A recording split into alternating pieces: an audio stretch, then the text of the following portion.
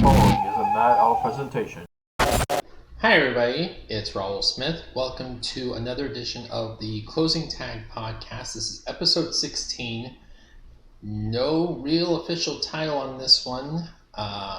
It's just another interview episode. This one with another podcaster, the host of the I Want to Know What Love Is podcast. Cruz is going to be joining us. Before you do that, so we were recording this episode on September 11th, and of course the 20-year anniversary of the 9/11 terrorist attacks. And I wanted to kind of give you my thoughts on everything. So, I still remember very vividly what was going on the day that happened. The day before, I took a job as a computer repairman, and I ended up repairing 3 computers that day. And the owner of the company had lied about, how much I was getting paid and whatnot. During the interview process, he had mentioned that I would be getting $10 an hour plus commission. Well, when I asked him when I was going to expect to get a paycheck, he had said, You're not getting a paycheck. You are being paid on commission. And I was pretty upset about it, and I did not handle it as professionally as I probably should have. But I notified him that day that I was quitting, my first day. And he said, okay, just bring your stuff in, we'll take care of it. Okay, no problem. So the next day, September 11th, I ended up going to get the stuff to the office, from my house. And when I got home, that's when I knew. That's when I found out about the first plane that had flown into the Twin Towers. And I was watching in real time as the second plane hit. So my initial thoughts on that were, this is not good. This is not good at all. We're under attack. This is bad. And then I heard about the Pentagon. Then I heard about Pennsylvania, the flight that was intended, I can't remember what it was intended for, but the plane that went down in Pennsylvania. And basically, I was one of those people, admittedly, that was falling for the whole propaganda machine of, okay, now we need to send our military over to Iraq and Afghanistan and hunt these people down. And it's kind of sad and sobering that 20 years later, we end up spending that much money on something that probably should never have happened. If we wanted to take out bin Laden, if we wanted to take out, Al-Qaeda, we should have done it the way that we did it anyway, which was send a SEAL team in, SEAL Team 6, and just snipe them out. All the military conflict and whatnot that happened as a result basically was all for nothing, because the minute we left, they just reverted right back to the Taliban being in charge. So, the best thing that we got resolved from that was when the SEAL team basically took out bin Laden, and that's it. I'm not even counting the fact that W did what his daddy couldn't do, which was take out Saddam Hussein. That had nothing to do with the terrorist attacks, so I'm not even chalking that up. But anyway, enough of my thoughts. We'll definitely be diving a little bit more into some conspiracy theories about 9/11 and about, some of these other things. We'll also talk NFL football. We'll also talk, about, positivity and about the idea behind the podcast, and even talk about cryptocurrency, which for me personally, this was a very educational interview, because I had only known like ground floor level knowledge about NFTs, and I got educated real quick during this interview. So I think you'll find this very interesting. So anyway, all of that and all the thoughts that I just shared with you are all brought to you free of charge by Galactic Blue, your professional web development, graphic design, and logo design resource. Visit galacticblue.net for more information on how your business can benefit from our services. And with that, we now present episode 16 of the Closing Tag podcast, my interview with Cruise Control. Hope you enjoy. Hey, I wanna know what love is. Time to focus on your dreams, your career, and your biz. Spreading positivity and insight, you know this. Finding love in everything, it's time to get it rolling. Let's go. Hey, Cruise Control. Now it's time to let them know. So our next guest on the Closing Tag podcast is a fellow podcaster, a conspiracy theorist, a diehard Cowboys fan, a music lover, crypto and currency enthusiast, and a tech geek. He is the host of the I Want to Know What Love Is podcast, and a good friend. Cruise Control is our guest. Cruise Control, welcome to the show. Hey, how you doing, man? Pleasure to be on, and thanks for having me on. Yep. Yeah. First question, how you living? I know you had a rough night the other night with the Buccaneers and Cowboys, but it's not a rough night when you've been a real honest fan. You understand that's just how it goes nowadays. So it wasn't too bad, but it is all right. Fun, entertaining game. So what more can you ask for? Yeah, and let's dive right into it. So the NFL season is upon us. By the time this episode is airing, we'll probably have already completed the first week of the NFL season. A lot of people are picking the Buccaneers and the Packers in the NFC, and the Chiefs and Ravens in the AFC. In your opinion, who can be considered a sleeper pick that fans should keep an eye on this season? Are you talking for a potential like Super Bowl, or what kind of a pick are we talking about? Potential Super Bowl, like someone that nobody would expect. Yeah, I think there could, and that really depends on how the season unfolds. Obviously, injuries, things of that nature. But yeah, I think, as hard as this is for me to say it, I think Cleveland Browns might pull a rabbit out of their hat. Who knows? Maybe. I'm used to them falling on their face when you think they have a good team coming around the corner, and then it all goes to crap. And we'll see if that happens. But I think that Cleveland maybe could be one. Yeah. Who knows? And who else would be on my radar? You know what? I wouldn't be surprised if maybe the Chargers end up being some. That would be something. Herbert's an actually up and coming quarterback that's not too bad. So, yeah. But I'd say those would probably be my two: Cleveland or maybe San Diego. Yeah. I think one that everybody should probably keep an eye on the AFC would be Tennessee. Yeah, but but they're not a surprise. They had Derrick Henry. They added some weapons, right? So for me, they've only gotten better, but I don't know. That's me. Yeah. To each your own, right? Yeah, to each their own. And funny you mentioned the Chargers. That brings up Drew Brees, former San Diego Charger. I've definitely had the privilege of watching this guy going from overlooked starter in San Diego to the birthmark-faced GOAT in New Orleans. Who in the current landscape, if anybody, do you think could potentially overtake Drew Brees' all-time passing record? Well, if he keeps playing, Tom Brady. I mean, I thought that guy was going to retire like 10 years ago, and here he is. Oh, man. Outdueling my young gun quarterback. I mean, it's not easy to do that in a game that really rewards the younger guys. So, I mean, it'll be hard not to say Tom Brady, but I think for yards, I think maybe in the end, maybe Mahomes. That'd be a good one, yeah. Just because he throws the bombs, he's very creative with his feet, and I think that he has an opportunity to make more plays and get more yards. So, yeah. And I think if Lamar Jackson kind of molds his game a little bit more to more of a passing attack as opposed to this hybrid, Mike Vick 2.0 that we're seeing with passing and rushing.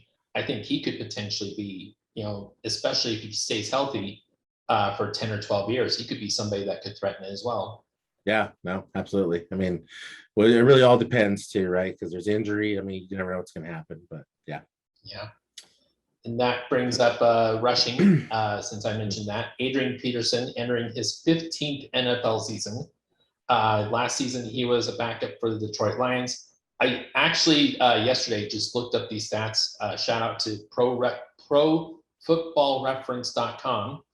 As of the end of the 2020 season, AP was 5th all-time on the NFL rushing list with 14,820 yards. You, of course, being a Cowboys fan, already know what I'm about to say. Emmitt Smith is at the top of the list with 18,355. Not counting the often injured LaShawn McCoy, no other active NFL player is even in the top 50. Do you see the rushing record standing for a very long time, and how much of that can be attributed to, you think, to the change in the game that more favors the passing attack, and how much is attributed to basically just the shelf life of an NFL quarterback, or a running back rather, being shortened dramatically? I think it's a combination. I think, like you said, it's more of a pass friendly league. I mean, passing records are getting broken ridiculously now for touchdowns in a season, yards in a season, so I think that really speaks to that. But yeah, I mean, the longevity too, you just don't see running backs being that durable as you would see like a Jerome Bettis, or some of those running backs of earlier in the days, or even an Eddie George, right? Oh yeah, style type of runners. You just they flame out, and I think a lot of that too is because they're asked to maybe do a little bit more than pass running backs too. I mean, in those days, you really didn't see a lot of running backs catching the ball out of the backfield on like curl routes. You'd see more of handoffs and pitches, not necessarily these little dump off utility runs that you're seeing nowadays, but I think it's a little bit of both. So absolutely. And for me personally, even though I'm not a Cowboys fan, Emmitt's rushing record for me is one of those records in my mind that's just never going to be broken. I don't care how many changes in the sport happen in the next 20, 30, 40 years. There's just no way. There's no way that record's ever going to be broken. What other records, maybe your 5 most unbreakable records, do you think will just stand the test of time? That's a good question, because I think outside of those kind of records, I think a lot of them are there that can be broken. I think some of the athletes we just see nowadays are phenomenal. They're just incredibly talented. They're superior athletes in a lot of ways. I mean, the sports science and things they get in their hands nowadays is just far surpasses anything of anything in the past, right? And so I think, there's a few that maybe won't be broken, but I think a lot of them will. The ones I think won't be broken would be like records like Emmitt Smith's, right? Like it's an incredible rushing record. You don't see running backs as durable, or teams built like that nowadays, like you said, right? Yeah. And so I think that's one of them. And then, other records like that would be like John Stockton's assist record. Like, you don't see those type of players just around nowadays. No, you don't. But there are some, like, I think yards in the season, touchdowns in the season. I think those are always going to be up for grabs just because of how the game's changing, the rules are changing. So it's hard to say. It really is, but I think, like you said, Emmitt Smith is just one of those that's just not going to be broken. Yeah, and I'm so glad you mentioned Stockton, because I have this conversation with basketball fans constantly. Like, they're always drooling over like, Chris Paul or Russell Westbrook or anybody like that. To me, it's not just about how many assists you can have in a game or how many assists you have in a season. It's how many times you can do it. People tend to forget Stockton averaged over 1,000 assists a season, 12 years in a row. That to me is just insane. And, with load management, quote unquote, and, the game just basically changing to where it doesn't favor, assists that much anymore. You just don't see that anymore. No, you don't. And again, it's just the way the game's built. I mean, as much as I didn't like the guy when he played, it's funny because there's players that I don't appreciate as much then as I do now. Yeah. One of those was Jordan, and the other one is Kobe Bryant. Like Kobe Bryant was a beast. That guy played through so many injuries, and it's hard to see. It's hard to see that. I mean, Kawhi Leonard was taking days for rest like that.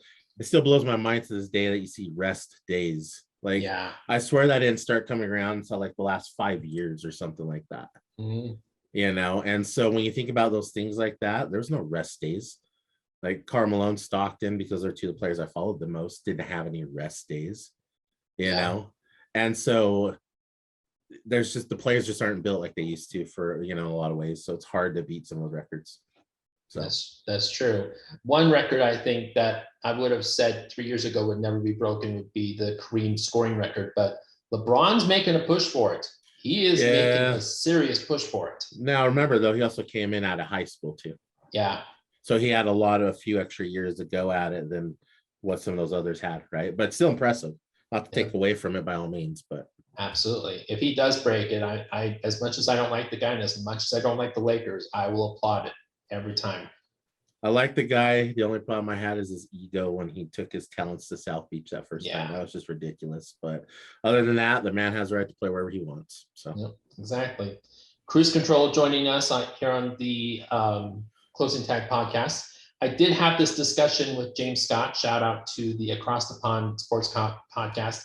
Since we did mention LeBron, I had asked him a question about LeBron. He brought up an interesting point that other sports podcasters that I regularly listen to have now since brought up. We get so caught up in this who is the GOAT talk, and we lose sight of the reality that it's just all subjective. Like regardless of, you know, who you think is the best, it all depends on who we rooted for growing up. Like for me, I was a product of the 80s and 90s. I watched Jordan in his prime. I watched Joe Montana in his prime. Yet I consider Jordan to be the GOAT over LeBron, but Brady is the GOAT for me over Joe Montana. Should we instead be looking to put up like, you know, Mount Rushmore, like the four best players ever, instead of just that one undeniable, undisputed GOAT? And if so, who do you think is your Mount Rushmore of, you know, players? You know, it's just one of those things. It's such a subjective conversation. I mean, it really depends on what you're using to come to that conclusion. Like, what are the factors? You know, like, what are we basing this off of? You know, because, you know, one thing that always comes up is championships. That's why Stockton and Malone get knocked down so far. Yeah. Because they're just two of those players that should have won a ring that never did, you know? And so, you know, are we considering rings? Are we considering longevity, statistics? I mean, what are we looking at really to determine that? I mean, for me, whenever we're talking about like the greatest of all time, I'm looking for something that transcends more than just stats. Like, did they do something that revolutionized the game? Did they do something that made a generation of players look up to them that were coming down the road from them? Right. And so those kind of players are like the Dr. J's of the world. And like you said, even the Joe Montanas, you know, things like that, right? They're just those generational players that did something to revolutionize or just transcend the game, right? And for me, like you, Jordan is one of those players who has the whole package. He won championships. He transcended the game. I mean, we don't have to speak about it. The guy had the series out on ESPN that just did it all for us, and he spoke to his whole series, his whole, you know, mystique and what he was about, you know. And so for me, I think, you know, you can have a Mount Rushmore of players. I guess we can go that route, because I guess, you know, if we're doing that, for me, I guess there would be a best in each sport that I follow. So for me, oh man, that's a tough question, you know, because I'm a fan of the game first and then a team second. And so in football, as much as I hate to say it, I think Brady'd have to be on that. The dude's won 7 rings. I mean, how do you knock that? I mean, I get that it's tarnished and there's all that whole conspiracy about, you know, the deflated balls and all that good stuff and the recording of the practices. And to me, you still got to execute, bottom line. You can record all the practices you want, but if you still can't execute on what you need to do, it doesn't matter, And Absolutely. so for me, Brady, maybe for football, just because of his rings he's won. Basketball, I'd still put Michael Jordan up there because the dude's undefeated in the playoff or in the finals. Absolutely. He is 6 for 6. And for the longest time, his only all-star player he had on his team was Scottie Pippen. Like, he only had one other really legitimate all-star player on his team until his supporting cast got better, you know? And so for basketball, it would probably be Jordan. For hockey, because I do follow a little bit of hockey, and for me, I really started watching hockey and following it when the Avalanche first came into the league, which was, I believe that was 1995. Yep. And they came, I think it was Winnipeg that they came over for, or I think so. It was something like that. And they came over, and they were actually the first NHL team in NHL history to win the Stanley Cup their first year in the league. Even though they're an expansion team, technically, they're a brand new team, and they won the Cup their first year. So for me, I'd probably put Patrick Waugh. Nice. There's a name drop. Yeah, he was the goaltender for Colorado Avalanche during the 90s, and he was a really good one. Yeah. So baseball, man, who would I put for baseball? For me, because I grew up and I played pitcher, I'd probably say one of my favorite two players are probably pitchers, be Nolan Ryan. Oh, yes. And Dennis Eckersley, probably. Oh, there's a name I haven't heard in a minute. Yeah, so I would say those would probably be my four. What would we cover there? Basketball, football, hockey, and baseball. So, yeah. Absolutely. Don't do soccer or any of that. So, I mean, I know players, I know about them, but I don't watch enough to say, hey, this is my all-time favorite player. So. Yeah. I would say Nolan Ryan's up there with me, just because he was the last I would consider truly great player before what I call the steroid era. Yeah. Because, players from that era just don't even get a sniff for me. I don't even consider Barry Bonds' record official for me personally. There's always going to be an asterisk right there because of how he got that record, which is sad because. Fan, and he says that Hank Henry Aaron is still the official home run king. Absolutely. which is sad because I remember watching the World Series with the Pirates in it, and I remember watching this snot-nosed, young, brash, outfielder for the Pirates, Barry Bonds. Yeah. And I remember this kid's gonna be something. This kid's gonna be a Hall of Famer. So you're talking about skinny Barry Bonds. Oh yeah, skinny, short head Barry Bonds. Yes. Before he swelled up and got big a year later. Yeah. Yep. Exactly. Yeah. And since we're on sports, this year the Olympics were held in Japan, despite the rising number of COVID cases on the mainland and fan attendance being minimized practically down to nothing. All things considered, now that we look back objectively with the Olympics, can we consider that a complete waste of time at this point?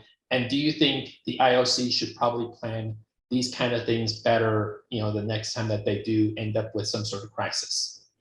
Yeah, I don't know. I've always felt a little just twisted by the Olympics because one, it's obviously a great honor to hold it. I mean, oh yeah, it's a sport where you invite all the athletes from around the world to have nothing but bragging rights, although a lot of these athletes get gifts behind the scenes for their accomplishments, right? Yeah. A lot of the times they're training their butts off and it only happens once every 4 years, And so I like the fact that they have that and they do that, but they need to be a little bit better on how much it costs countries to host the Olympics. Yeah. Because I think, for one, that would help just all around with everything that comes with it, because there's a lot of nations that turn it down because they can't afford it. It just costs too much, Yeah. And so I think it kind of steals away from what it's about, which is supposed to, hey, let's get our athletes together and see who's the best in the world, Yep. And so I think it makes it kind of a waste of time in that nature, because we're not truly inviting everybody to see this. We could be missing somebody, right? Yeah. So I think that, yeah, it is kind of a waste in that regard, but I mean, it's so cool. I mean, we're still having nations come and compete to see who's the best, Yeah. So I guess when I think about that, then it's not. So I'm a little conflicted. Yeah, absolutely. But and because I'm a huge basketball fan, I was just kind of like, why are we even doing this? Because, practically the entire 12-man roster that they originally put together for the U.S. all basically said, nope, peace out, I'm done, bye. Right. Donovan Mitchell, who was supposed to be like a reserve, even basically told them, no, I'm not interested in that, thanks. Yeah. Of course, he had his own different reasons for that. His ankle, he was going through injury. Yeah. And for me, even seeing the 12 reserves, for Team USA just completely demolished once they got all the kinks worked out in the system and whatnot, just demolish all the competition is just sobering for all those other countries. Like, oh, we're this close, yet we're still so far away. But yet, B, how cool of a moment is it for those guys that never would have even gotten a look, under original circumstances, if guys like LeBron and, all those guys. You also got to look at the other side effect of this, so that people neglect to really focus on, is the fact that we go in there and we do crush these teams. It's not crushing them like we were the old dream teams. Like, we're not beating teams by 70 points anymore.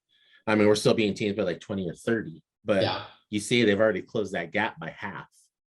So in a way, by having these games still happen, we're elevating the international game, because people want to try to come in and beat who? The big, gigantic USA team, right? Yeah. And they want to keep catching up to us. And if you look, I think you see now more than ever European players, like all these international players in the game than you had in years past.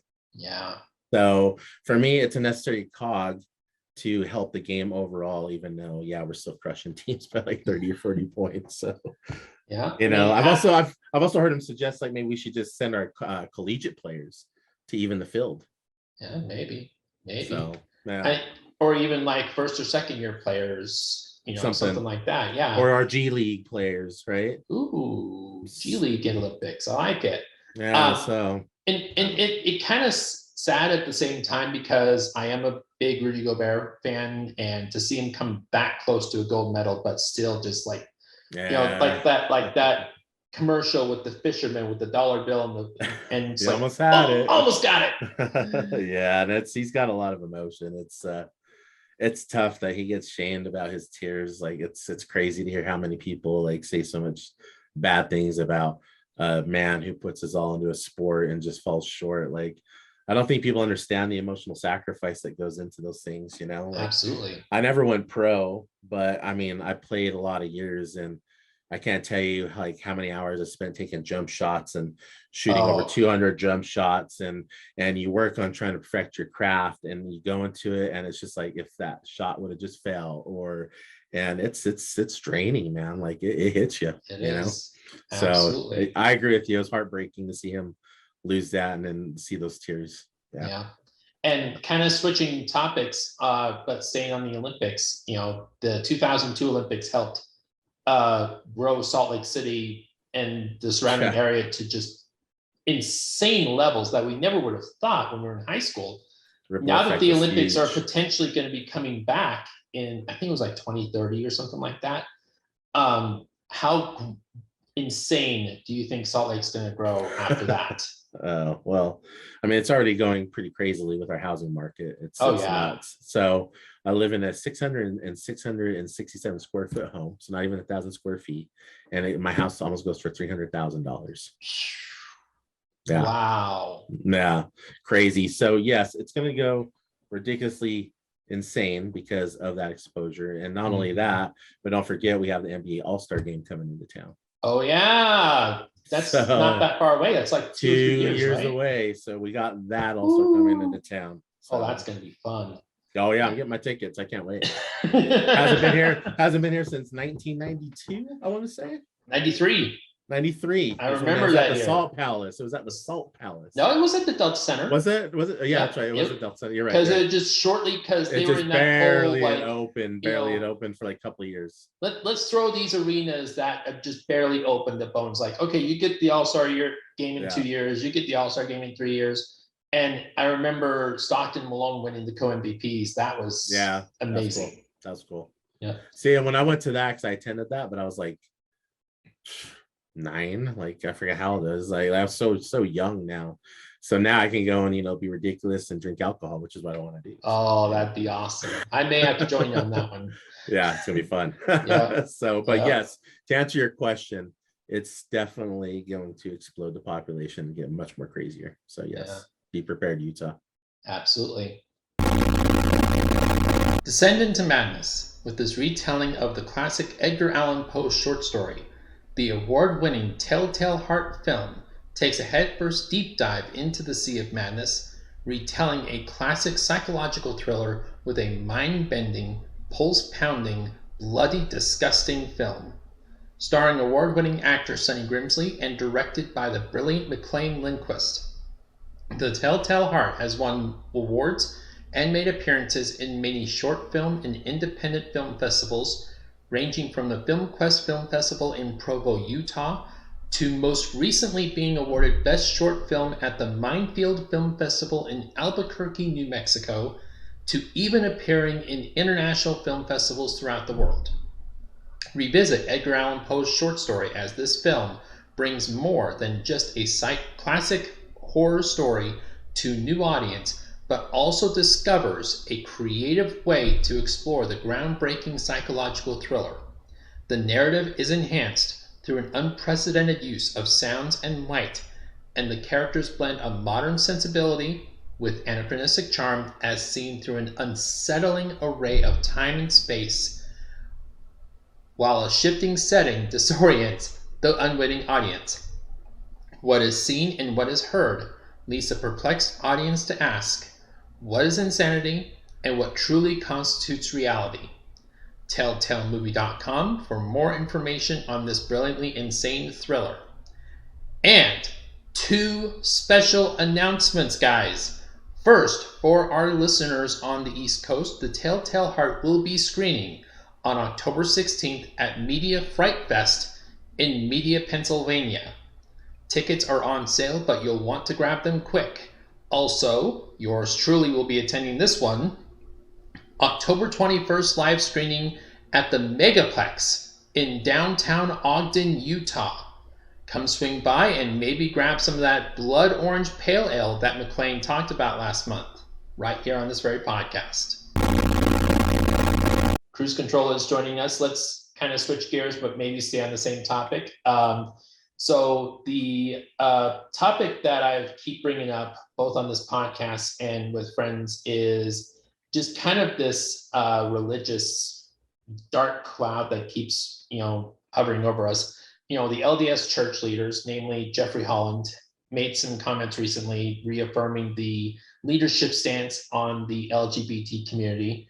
Also, a lot of conservative leadership, I mentioned this in the last episode, claims that they are instilling what they believe to be a fascist rule to appease to their Christian God. Between all of what I perceive to be, taking the Lord's name in vain, false prophesying, do you really see organized religion as a whole in this country becoming somewhat passé? Yeah, I have a pretty interesting view on just organized religion as a whole. I respect it, and I think, hey, if you need it in your life, then good for you, right? But it's one of those things that I think in the end it ends up doing more harm than good, as bad as that is. I think from a lot of perspectives, right? More than just what you're bringing up, but I think that it has its place, but at times it can cause interesting things and views, and then like we encounter here, it intrudes our government and politics. So I mean, there's several ways, and I could talk all day on that, but to answer your question, very much so. And it's okay. I have friends, recovering alcoholics, recovering drug addicts. That's the thing that they go to. That's fine. That really helped them, out of that dark cloud, that dark time in their life. They were praying, or they're seeking guidance from somebody that might be like a pastor or a bishop or something like that. And good for them, right? And good for them. Good for them. I fully support that. I fully support not everybody can have just a drink or just, a shot or whatever. Correct. And call it good there. Yep. Even in my Yep. darkest times, I never really felt like I was addicted or, Same. really, anything like that. But at the same time, a lot of people biologically just don't have that control, don't have that ability to say enough's enough. Right. And, if those people, feel like they need Jesus or God or whoever, in their life to basically say, okay, I made it through this day. I can make it through tomorrow. Bravo. Good for you. I support you. I love you 100%. Awesome. But with the whole, God says you need to hate a certain group of people just because, of what they do behind closed doors. To me, that's wrong. To me, that's just 100% wrong. Right. And to, label them as just really bad people just because of that is equally wrong. And I don't support that at all. Agreed. Well, and then, a quick example I have is growing up, I had a second mom, essentially. She lived with my mom and us when, we were being raised because she was nice, helping her friend out. Her friend was going to college. Right. And she was never religious. We never were. Like growing up, I was raised Catholic. I got my baptism. I was an altar server. So, I went and helped the priest and held the book for him and all that stuff, but we were never like super, super like, you got to go to church every Sunday and you got to follow the Bible and you can't watch R-rated movies. Like it never got like that. But however, later down the road, this lady who's like a second mom, she ended up having 2 husbands pass away on her. Wow. Heart attack and cancer. Well, after that happened, she got into the church and she started like going to a Christian church. And now she's involved with a pastor who's well known. And I'm like, you know what? That's great for her. But before she never had that. Like she was so far away from that, but she found it later in life. It works for her. It helped her overcome some hardships. And I'm like, oh, great. That's wonderful for you. I'm happy that does that for you. However, that's not for me. Absolutely. So, yeah. And I tried, my mom tried every religion there was in the book. She tried Catholicism, she tried Buddhism, she tried being Jehovah's Witness. Around my birthday of all times, that was a traumatic experience growing up. Yeah. And, I even tried my hand at, non-denominational and also, being an Aaronic priesthood member of the Church of Jesus Christ. I did go down that road. And, I just decided, this isn't for me. This is not my destiny, as some would call it. Yeah, well, and I will say this, like, even though I'm not an active and diehard church member, even though I had a little bit earlier on in my life, it did help me craft some of my moral fibers, and some of that's just a general, like 10 commandments though, right? Like don't steal, don't kill, don't go after your neighbor's wife, things like that, which should be a given. And so for me, I took elements from it and I kind of ran with it. Like, I'm like, you know what? Like, I'm going to just practice being a good person. I'm going to be good to my neighbor. I'm going to be courteous to an old veteran walking behind me and open the door for him. I'm just going to be trying to be the best person I can be every day. And for me, that works because I've met some people who go to church every Sunday and they're some of the most horrible people. I'll be honest with you. Yeah. They think they can do whatever. And because they go to church on Sunday, their sins are wiped away and it makes it okay for them to do that. And it's like, no, that's not how it works. Yeah, I know what you mean. Anyways. Yeah. It goes back to something that an old lady taught me when I was still in high school. It's like, some of the best people in the world have never stepped foot inside a church a day in their life. And are covered in tattoos. And some of the worst people you ever meet in your life, praise God and, do what they feel is best in his name. It's true. And that's in no way condemning or, making fun of anybody that goes to church. Yeah. It's just the truth of it. Yeah, absolutely. So you hear a lot of conspiracy theories about how the evil elite are keeping everybody in the dark about the earth being flat and vaccines causing autism. And then you hear conspiracy theories. Ironically enough, we're recording this episode on 9/11. Oh, which Yeah, remembrance. conspiracy theories about 9/11 being an inside job. Do you think those conspiracy theories are anywhere in the same level, or are we just comparing apples to oranges at this point? Well, yeah, it's definitely, I think, a little bit of apple to oranges. I mean, I like to say, like, we're educated in what we talk about. And I think there's a lot of elements we don't know, Yeah. especially when we're talking about certain conspiracies like, 9/11, things of that nature. I mean, there's just a lot of things we don't know to make an elevated, educated, yes, this is for sure what happened, Right. And so for me, yeah, I think a lot of it is apple to oranges, because unless we were there and knew and seen, I mean, how do we truly know? Yeah. I mean, I got buddies who've thrown all kinds of 9/11 conspiracy theories at me, and I'm like, yeah, I get it, and I'm not saying I don't entertain it, because I like to think I'm one of those that think, what if, right? Yeah. What if, or maybe this did happen, but at the same time, I'm just like, like you just don't know because you weren't there, Yeah, absolutely. So. And anybody listening or watching this, I highly recommend the movie Wag the Dog. It's a very eye-opening, very kind of hilarious movie, but it really makes you think about a lot of things. I was watching that like the week before 9/11 happened, and my brain just went a mile a minute. So in your mind, do you think 9/11 was an inside job? In a way, and I think in a way because I think there's a bit of some negligence and stupidity involved with how it all happened. And I think that that's shame on us, because I think that there's things we could have done to maybe prevented how it all went down, but Absolutely. As far as like, did the president team up with a foreign country to purposely destroy the World Trade Center, to destroy like financial records? And I mean, I don't know about all that. That's just, that seems a bit much. However, I will also say I won't put things past anybody. Yeah. So yeah. That's But true. I mean, yes and no. From just a perspective, I said yes, but I don't think like someone had explosives that destroyed it, because I've heard all kinds of things about, oh, the diesel fuel couldn't have burned that hot to melt the metal for the building to collapse, and someone heard booms in different sides of the floor, and I'm just like, okay, well, I don't know. I keep hearing, where's building 6? Where's building 6?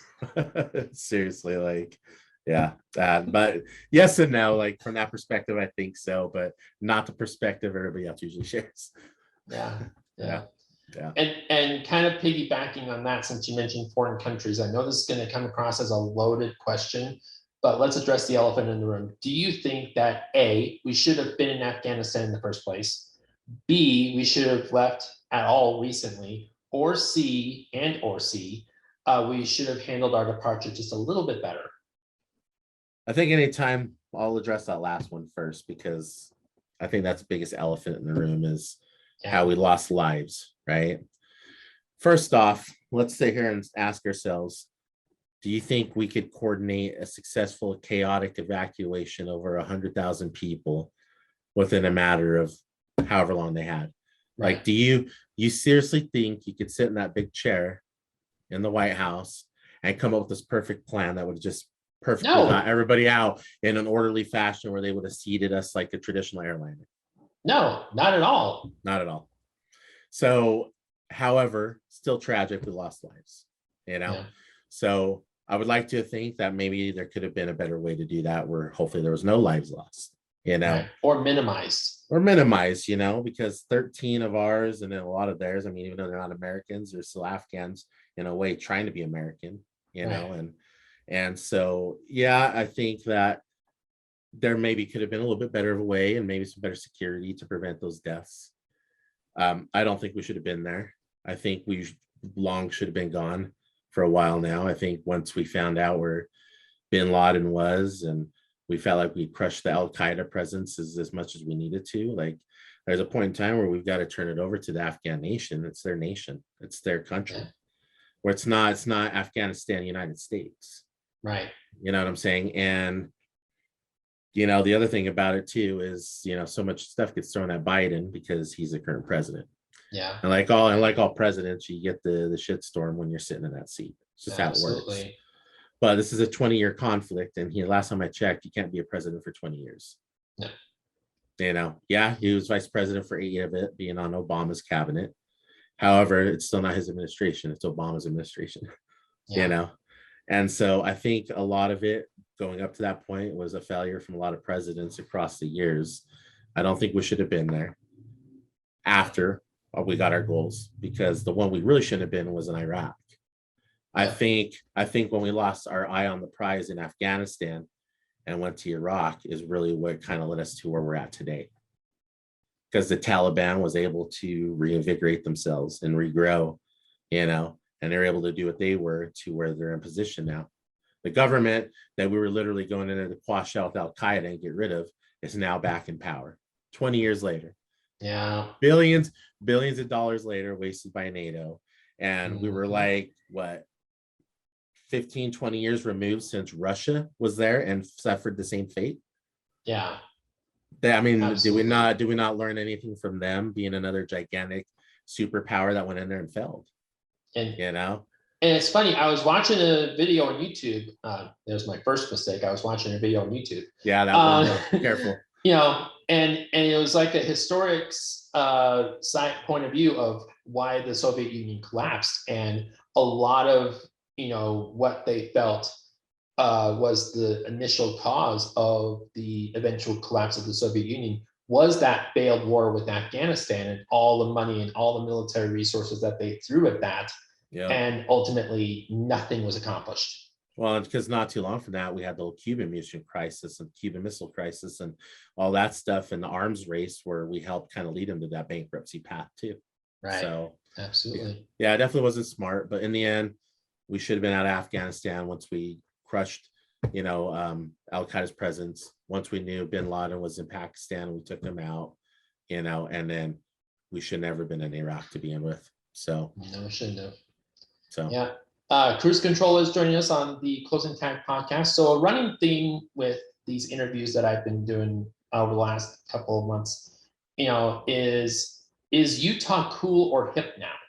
And last month I discussed this with McLean Lindquist of the Basement Pros, and he thinks a lot of the cool factor that Utah is now experiencing comes from our art and music culture having an impact on the community. Do you think that we're currently experiencing some sort of art renaissance here in Utah? And do you think that's going to have a long-standing impact, kind of combined with the All-Star Game and the Olympics coming, on both the political and sports culture of the state? Yeah, I agree with that. I have the benefit, like yourself, to know a few people who are in the music world and have actually complimented how surprised they are on the music here in Utah. Absolutely. And so I think just naturally as we grow as a state, because we're going to be called Silicon Slopes now, right? We're not Silicon Valley, we're the Silicon Slopes because all the mountains around us, right?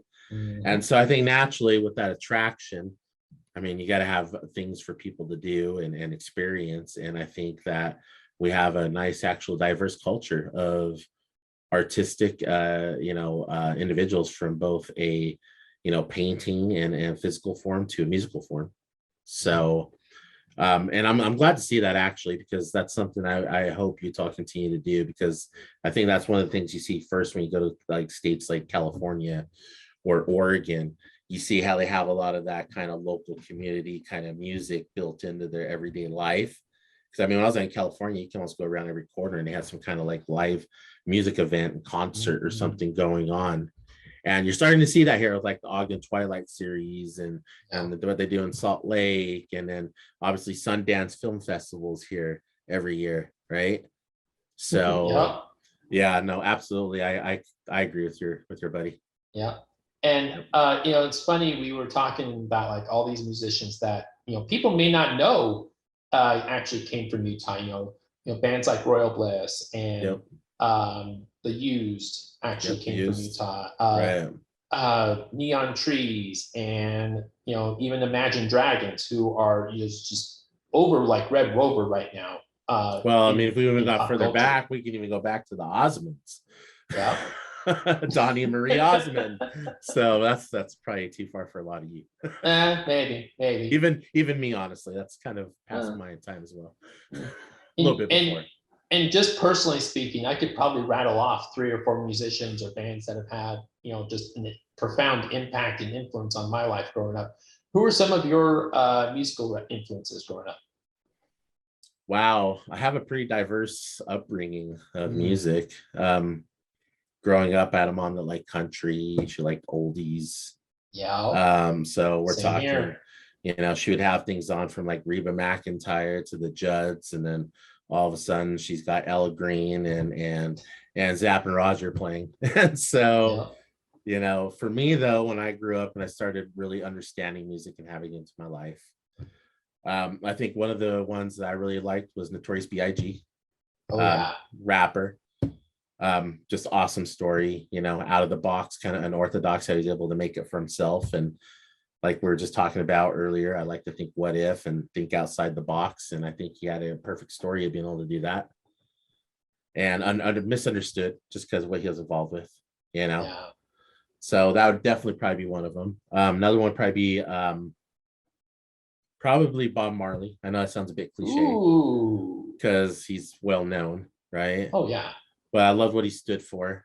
I loved, I felt like he really lived the true meaning of I make music to bring people together, and that's one of the reasons why I gravitated towards Biggie instead of like Tupac, because I looked at Tupac as like the you don't make music for that reason kind of a scenario. Right. You know what I'm saying? Like he had a lot of negativity kind of created from what he was doing on his creative side, Right. And so that's why I gravitated towards him and then Bob Marley, because, one of the best stories I like about him is, everybody that's watched it is on I Am Legend, where he got shot and he still performed. And he said, hey, evil never takes a day off. Why should I? Yeah. You know? And so he's one of them. And then weirdly enough, even though I didn't listen to him a ton when I was young, I actually like Carlos Santana. Ooh, okay. I like it because he brings that little bit of my Latin background influence into the music, and he's still going. He's still going. Oh my gosh, he survived generations, and some of the best songs I like from him is Maria with GMB Product and Smooth with what's his name, Rob Thomas, right? Yep. Matchbox 20. Yeah, Matchbox 20. And so I'd say those are probably my few couple there from a few of the different genres. Would probably be those 3. Yeah. And I think we both kind of had similar, upbringings. My mom had this just gigantic freaking record player setup, where, she had vinyls of like Frankie Valli and the Sensations and, Kenny Rogers and Conway Twitty. I mean, oh my gosh, we're going way back on that one. Oh yeah. And then she also had like, cassette tapes of, bands like Los Spookies and Bronco and, Elvis Presley, and, just having all that confluence, all that, music, coming together, when I was growing up, and then adding my own, personal taste like Chicago. And I know you said negativity and rap, but Ice Cube and, having all those influences, really, it kind of explains how I came to be who I am today. It really can, right? I mean, you think about like what you were raised around, you can pretty much make a soundtrack to your life, right? Absolutely. So, yes. So I agree. And then of course I had an older brother that listened to a lot of Metallica, so that didn't help either. That's one music my mom could not stand in the house was that heavy metal. Yeah. So I encountered that when rap started going downhill. It like forced me to listen to other music when, Lil Wayne was ruling the airwaves. I shiver with Lil Wayne. Yeah, absolutely. So it forced me to open up my music horizons. So there you go. Cruise Control is joining us for a little while longer. So switching topics again, COVID really has driven home a lot of the underlying issues that we have, more and more in today's society. A lot of them revolving around late stage capitalism and lack of access to quality healthcare. is America in danger of seeing a far worse death toll due to starvation and lack of medical care if we don't pivot soon from full-on capitalism? Yeah, I think so. And I think part of that is, we're still understanding some of these sicknesses and things we're dealing with in the healthcare system. So not only are we trying to support it and keep it stable to keep working as it is, right? We also don't know the long-term side effects of some of the stuff we're dealing with nowadays. Like, we're still trying to understand what long-term COVID means. Yeah. And so if you don't have a proper system to support that, then what? Absolutely. You know what I'm saying? And so I think there's a lot of things that are happening that are really putting us in a bad spot, and that's why, it just blows my mind when people aren't open, like, to the whole Obamacare. Like, no one said it was perfect, but we had to do something different because the old way wasn't working. Absolutely. Yep. And so we got to try new things. We got to try new methods to try to find some answers to these issues, right? But yes, to your answer, absolutely. We need to fix things before they get a lot worse. So. Absolutely. Yeah. And, I have a lot of respect for a lot of those healthcare people that work, even registered nurses. My niece is a registered nurse. One of my best friends is a registered nurse. And, hearing their side of the story, being on the inside is just horrific. Like, Oh, yeah. I could not begin to imagine what day-to-day life is like, for them. No, not at all. I hate going to the hospital right now because I feel like you're going to the epicenter. Mm-hmm. So I try to stay away from hospitals as much as I can. So I can imagine having to show up there every day as your job. Like, that's crazy. Yeah. Funny story. Well, maybe not so funny. Well, kind of funny. But we're thankful for you guys. Sorry, didn't mean to cut you off. We're thankful that you guys, there's some people out there that are willing to do it. Absolutely. So, yes. Shout out to them. Shout out to all of them. Thank you. I had a cooking stream not that long ago, and I was like cutting onions and whatnot, accidentally sliced my finger. It took me, the rest of the stream, which was about a good 40 minutes, and then like another hour after that to finally say, okay, this bleeding's not stopping. I should probably go see somebody about this. Good call. Yeah. Yeah. That's a good call. And it goes back to what you're saying. It's like, I don't want to go to a hospital right now because, there's just insanity right now. There's like no room left on any of them. Yep. And I'm sorry, but I just think there's COVID in the air when you go into those buildings. Like, maybe I'm a hypochondriac, but I just. You can never be too safe in these uncertain times. And in line with that thought, automation has become kind of a hot button topic, between automation at factories, Amazon, combination of self-driving cars and rising popularity in services like Uber Eats, DoorDash, so forth. Do you see a time in the next 10 years where the workforce dramatically shrinks because of automation? I guess in a way, but I think that there's always this misconception that if automation comes in, people are going to lose their jobs. Right. They still need people to fix those machines. They still need people to maintain those machines. Yeah. You know what I'm saying? And so I think there's always going to be some kind of employment there. It's just maybe going to transition, Right. And so you just got to kind of re-educate yourself and relearn it, right? And so I don't think automation is necessarily going to have as dire of effect as people think, Okay. You walk into McDonald's, they have those kiosks that you can order from now. Yep. You can still go up to the counter and order from an employee, though. Oh, there you go. And they still need someone to come in and fix those machines when they don't work. Yeah. So. Yeah. See, I've never been inside of McDonald's in the last 7 years, so I don't know how far advanced those kiosks have gotten. So yeah. You go in there and customize your bun, like cheese, how many patties you want. Like, you can totally customize it. It's a Big Mac. What kind of bun do you need on the Big Mac? Come on. That's there. They give you options. So yep. So I know you're a huge crypto guy. There's a lot of reasons why everybody is going digital currency these days, not the least of which being COVID. Do you see crypto maybe overtaking regional currencies like the euro and the US dollar as being maybe the leading currency in the world? I think in certain places, like I think where was it, El Salvador or something, that's already adopted Bitcoin as a currency of theirs. Yeah. So I think in nations where you see a currency they offer as their own struggles, yes. However, countries like US or China, I don't know that it'll necessarily replace it. I think you'll see more of like a complementing factor. Oh, okay. So, I mean, you already see like China testing the digital yuan to see how that works. We're late to the game. They haven't really been talking about a digital dollar because, we're so just set on the fact that the dollar can't ever be beat and it's always going to be the best, investment dollar, which maybe to a certain degree that's true. Yeah. But I don't know that we'll ever see it totally replace, full financial systems. And the reason why I say that is there's cryptos like some I invest in that actually are there to integrate and allow them to still work in the new digital era without having to say, let's get rid of it altogether. Right. So, yeah. Absolutely. Yeah, it's kind of a good thing you brought that up. That was my next question. So I know you're a big crypto guy. So for those that may not entirely be in the know or just, kind of still stung from the Dogecoin fiasco from a few months ago, what is the cryptocurrency that people should maybe buy into right now heading into 2022? Well, there's actually quite a few. I would say the biggest ones are NFT, non-fungible tokens.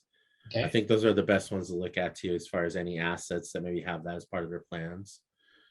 DeFi is another one that's got some pretty good traction around it. So if you see any crypto projects using any kind of DeFi or NFTs, that would probably be maybe a good asset to take a deeper look at. Okay. I think it really comes down to the technical work behind the asset and kind of its use cases is really where you still want to look at though. So right.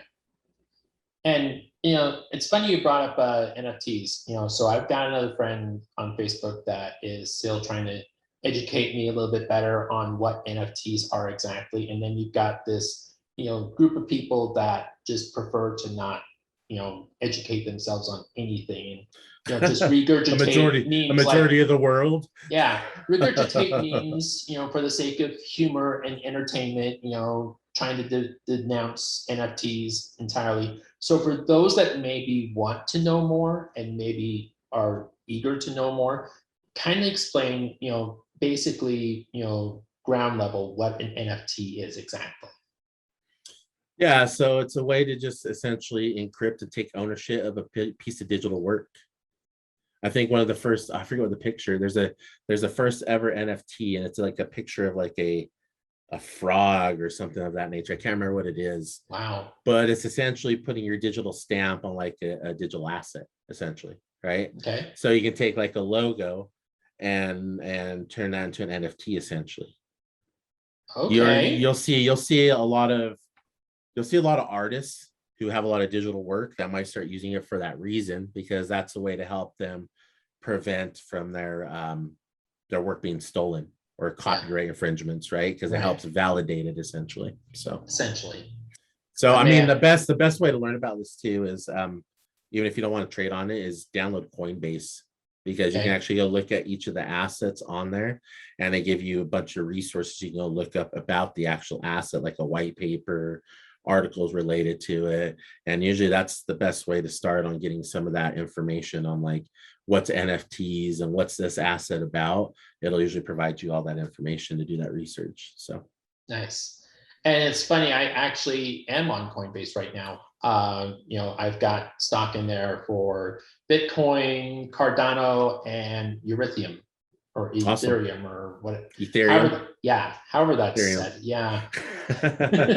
So you're pretty much invested in all the major ones right now. Yeah, basically. Okay. I may have to look into NFTs, because I've got quite a few, logos from my past that I really want to start, kind of capitalizing a little bit more on and whatnot. Basement Pros being one of them. Well, if you ever get some spare time, look up, and I'm taking some NFT courses online. So, all right, Udemy, or is there like no, they have a special on Udemy right now. They had like a $365 class that was for like $3. Ooh, yeah, I'll have to go on there. Yeah, so I mean, you can learn how to do NFTs on your own, and then go from there. So awesome, sounds great. Cruise Control joining us for a little while longer. So I know in a segment in the last episode of the pod, I don't know if you mentioned, may have heard it. I mentioned, people have been criticizing, OnlyFans, people having OnlyFans as their way of starting a small business. It's the controversy, of course, being that it's sexually explicit content and whatnot. Right. And kind of in that same vein, they've been complaining and criticizing, people that are on Twitch that maybe have that as a full-time job and, kind of growing their business there. Are we seeing a shift in self-starting businesses going more towards these services like OnlyFans, like Twitch, like Patreon, and away from these brick and mortar, small startups or even online small startups? Yeah, I think so. And I think that's just kind of our evolution of our technology and our capabilities. I mean, things are changing consistently, and we're able to reach more amount of people at the click of a fingertip, right? Yeah. And so I think naturally, there's nothing wrong with it either, though. So I don't know, those out there that maybe complain about it or act like that's not a profession that should allow to be had. But right. I definitely think that, with nowadays technology and just what we're able to do, it's a great way to make a living, honestly. Yeah. And I go back to the example, I don't know if you're familiar with Ryan's World. Me being a father of a 7-year-old daughter who's just absolutely obsessed with Ryan's World. And, these two parents that, basically decide, we're going to videotape or record us opening toys with our little, son, our, little kid. And Right. now fast forward, 10 years later, and it's become like a multi-million-dollar, empire. Right. Yeah. And I mean, it's all about creative work. I mean, kudos to them. They capitalized on something and now they can make a full-time income off of it. I mean, I think everyone would be lying if they said deep down that they wish they can do something like that. Yeah. So. Yeah. It's like I always say with, anything, people that criticize somebody for being successful at doing something wishes they were the ones that did it instead. Exactly. Yeah. So. Yeah. Cruise Control joining us for a little while longer. So last question is kind of a two-parter. What is the I Want to Know What Love Is podcast? And can you dispel the rumors that I've been hearing that you got the name from the classic Foreigner song? That's funny. Yeah. So I Want to Know What Love Is. I had this maybe thought about a year ago. I was coming off doing an online gaming channel. And I just got to a point where I was like, you know what, like this is maybe starting to feel like more like, hey, come look at dad plays video games, his nostalgia video games in the living room, because tends to cater to the younger generation just a little bit better as far as when you try to do that. So I started thinking, well, what else can I bring to the table besides being able to play video games? Awesome.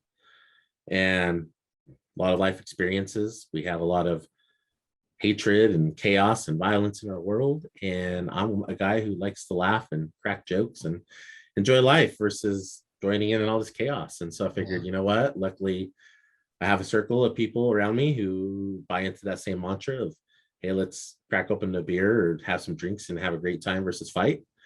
And so I was like, hey, why not create something that's going to be a positive environment where it's a little bit easier to hear about good things in life? Because for me, I usually like to look up articles on a daily basis and try to find a few positive ones. And you'd be surprised on how much of a work that is. It's work. Like you can get chaos. You can get chaos and violence everywhere you turn. There's just so much negativity online, on Twitter, Facebook, everywhere, just everywhere. And unfortunately, I'm guilty of sharing in that negativity and whatnot. But I do try to put like a humorous spin on it, right. and just be like, okay, everybody's, like the Natalie Klein thing. I don't know if you heard about that, like where she has this list of just words that teachers cannot, use in the classroom, like critical race theory and, empathy, and I just kind of focus on, okay, why are we trying to teach a group of 7-year-olds that empathy is wrong? Right. Yeah. Yeah. And so I just kind of, bring in, my experience as a father, bringing in my experience, as a kid growing up, because we've all been there. We've all been kids. We've all, had this, in our brains, instinctual thing where it was like, okay, we want to look out for our friends. We want to look out for our brothers and our sisters. And we want to, kind of bring them up and, give them a hug. And it's like, okay, it's going to be fine. And here's this woman that's over here is like, no, that's wrong. Yeah, it's really interesting when you see that kind of stuff happening, and so, being a witness of all this stuff and how much work it takes for me to dig out a couple articles on a daily basis just to get some positivity in their life. Yeah. I was like, you know what, I might as well create a podcast where we can make that happen. And then not only on top of that, from people that we can relate to, because we also get a lot of celebrities, stuffed down our throats. Oh yeah. We turn on TV and they live in a totally different world than us. Let's be honest. They really do. And so it's hard for what they tell us and show us to be relatable. We don't understand. And so I try to get people who are like us, who put their shoes on every day like us, who go to a 9-to-5 job just like us, to come to my podcast, talk to me about certain topics, and at the minimum just get some entertainment and maybe some perspective. Absolutely. And so love is one of those things that I think as people we search our whole lives for, right? Like, what is our meaning of love? Like, what does it mean to us, right? Because love is also one of those other subjective words, even though we all want it universally. Our love is different to everybody, right? Yeah. And so that was really what motivated it is, hey, I want to know what love is, and yeah, I mean, there's that song from the 80s that's out there too, but yeah, I mean, there wasn't an on-purpose correlation with that. It was just a phrase that I think we ask ourselves on a daily basis who don't have it, is like, hey, I want to know what the hell it is then, because I know there's a lot of people out there that struggle with it, not only from a relationship standpoint, but in life, do I love my hobbies? Do I love my job? Do I love, my friendships? It's such a diverse, a feeling and emotion, right? And so I was like, let's come together and talk about it and maybe pull some good entertainment out of it. So that's really what it's about, and that's how it was born. And unfortunately, I can't use the Foreigner song because I don't feel like using paying them royalties. So yeah, that's true.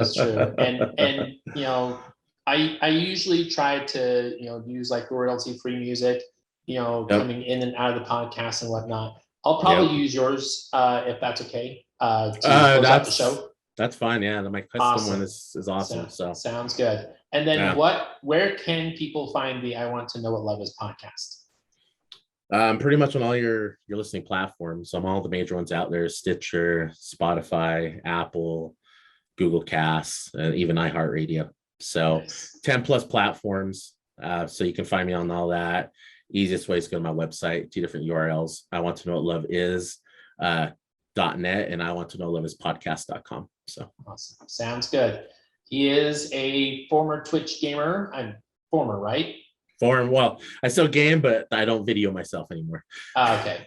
So he's a former Twitch gamer, Dallas Cowboys fan, cryptocurrency guy, music enthusiast, and a guy that knows quite a bit.